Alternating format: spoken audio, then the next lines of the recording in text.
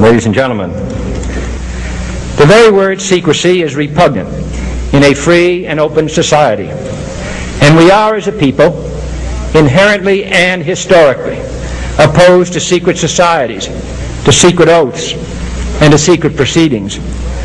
We decided long ago that the dangers of excessive and unwarranted concealment of pertinent facts far outweighed the dangers which are cited to justify it.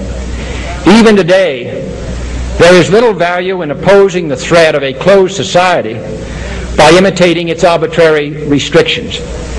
Even today, there is little value in ensuring the survival of our nation if our traditions do not survive with it. And there is very grave danger that an announced need for increased security will be seized upon by those anxious to expand its meaning to the very limits of official censorship and concealment. That I do not intend to permit to the extent that it's in my control.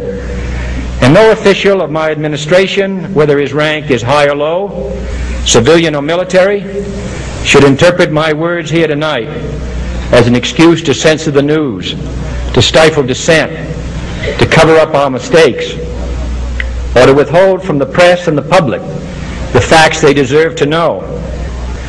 For we are opposed around the world by a monolithic and ruthless conspiracy that relies primarily on covert means for expanding its sphere of influence, on infiltration instead of invasion, on subversion instead of elections, on intimidation instead of free choice, on guerrillas by night instead of armies by day.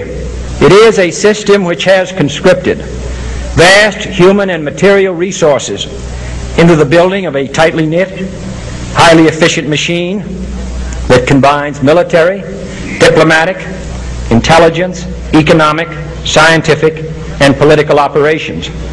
Its preparations are concealed, not published. Its mistakes are buried, not headlined. Its dissenters are silenced, not praised. No expenditure is questioned, no rumor is printed, no secret is revealed.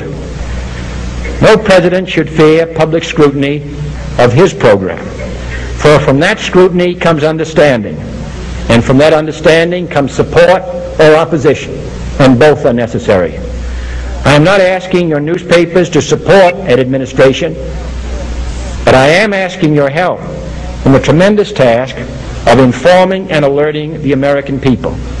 For I have complete confidence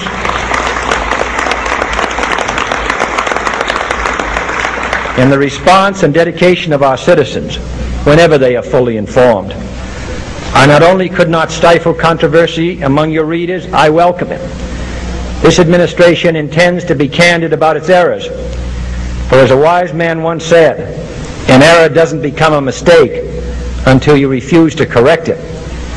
We intend to accept full responsibility for our errors, and we expect you to point them out when we miss them. Without debate, without criticism, no administration and no country can succeed, and no republic can survive. That is why the Athenian lawmaker Solon decreed it a crime for any citizen to shrink from controversy. And that is why our press was protected by the First Amendment, the only business in America specifically protected by the Constitution, not primarily to amuse and entertain, not to emphasize the trivial and the sentimental, not to simply give the public what it wants, but to inform, to arouse, to reflect, to state our dangers and our opportunities, to indicate our crises and our choices, to lead, mold, educate, and sometimes even anger public opinion. This means greater coverage and analysis of international news, for it is no longer far away and foreign, but close at hand and local. It means greater attention to improved understanding of the news, as well as improved transmission. And it means, finally, that government at all levels must meet its obligation to provide you with the fullest possible information outside the narrowest limits of national security.